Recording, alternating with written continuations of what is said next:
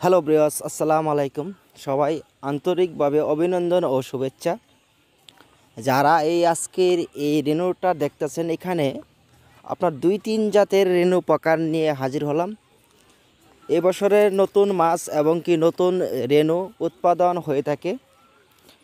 আপনারা চাষ করার জন্য এবং কি আপনাদের পুকুরে কিংবা নার্সিংয়ের মাধ্যমে আপনারা রেনুটি চাষ করিতে পারেন। এখানের যে ট্যাঙ্কিতে দেখতেছেন, এটি মাত্র 5 দিন বয়স। 6 দিনের বয়স হলে মাছটা ডেলিভারি দেওয়া হয়। আমরা ডেলিভারি এবং কি সারা বাংলাদেশের মাধ্যমে সরাসরি হোম ডেলিভারি দিয়ে থাকি। এখানে যে মাছগুলো দেখতেছেন সেটি এখানে কার্পু মাছ এবং কি কাপজাতীয় মাছ। সেই কাপজাতীয় রেনু এবং কি এই মাছটি আপনারা কেজি হিসাবে এবং কি ক্রয় করা হয় এবং কি আপনারা এই মাছটি নিয়ে চাষ করতে পারেন। আপনারা যদি এই মাছটি 1 কেজিতে যদি ভালো রেজাল্ট এবং কি প্রোডাকশন করিতে পারেন, তাহলে 1 থেকে 1.5 লক্ষ পোনা হতে পারে। এবং এই মাছটি যে গ্যারান্টি যে আছে এরকম কোনো কিছু নেই, এবং কি এই মাছটি মিসও আছে। ভালো যেমন আছে, খারাপও তেমন আছে। এই মাছটি অনেক লোকেই আছে অনেক দামে এবং কি বিক্রয় করে থাকে। তাদের মাধ্যমে যদি আপনারা নিয়ে থাকেন, সঠিকভাবে মাছটা নিতে হবে সঠিকভাবে, এবং কি এই রেনুর চাষটা আপনারা করতে পারেন। প্রাথমিকভাবে আপনাদের পুকুর একটা ছোট্ট জায়গার ভিতরে প্রায় 20% অথবা 10%-র ভিতরে আপনি 1.5 কেজি রেনু চাষ করতে পারেন। 10% অথবা 15% জায়গার ভিতরে আপনি 2 কেজির উপরে চাষ করিতে পারেন। সেটি কার্পু মাছ কিংবা রুই, মৃগেল সব ধরনেরই চাষ করা যায়। এখানে যে থালিতে মাছটা দেখতেছেন সেটি বাটা মাছ, যাকে বলা হয় টাটকিনি। এই টাটকিনি মাছটা আপনারা চাষ করিতে পারেন।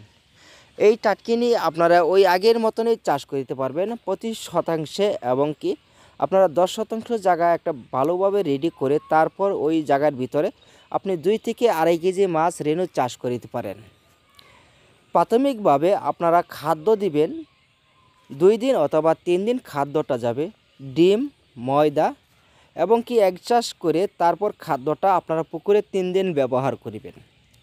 3 দিনের পরে যখন দানাটা একটু বড় হবে, তখন আপনারা কিছু খোল নরম করে এবং কি পচলে আপনারা ওই খোলটা ব্যবহার করিতে হবে, যাকে বলা হয় সরিষা দানার খোল। এইভাবে আপনারা চাষ করে এবং কি পোনা উৎপাদন করিতে পারেন আপনাদের পুকুরে।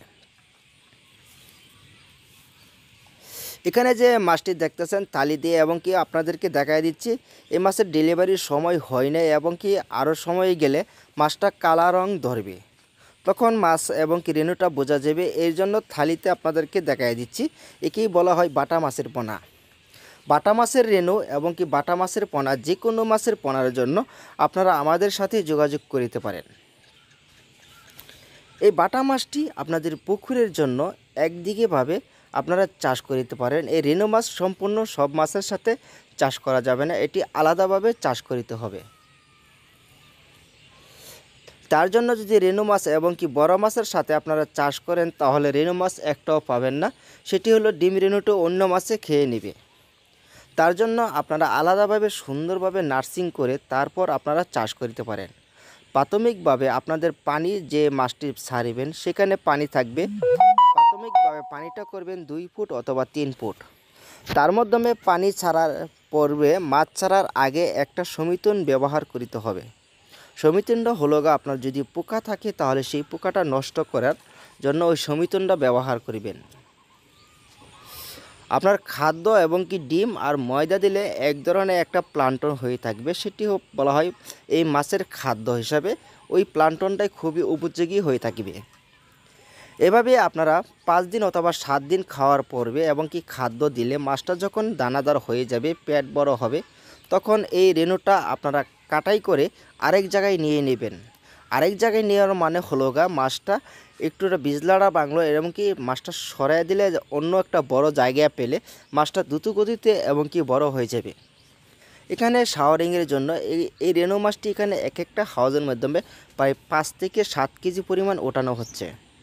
ভিডিওটা ভালো লাগলে কমেন্ট করতে ভুলবেন না, এবং কি আপনারা কমেন্ট করে জেনে নেন। চ্যানেলটি সাবস্ক্রাইব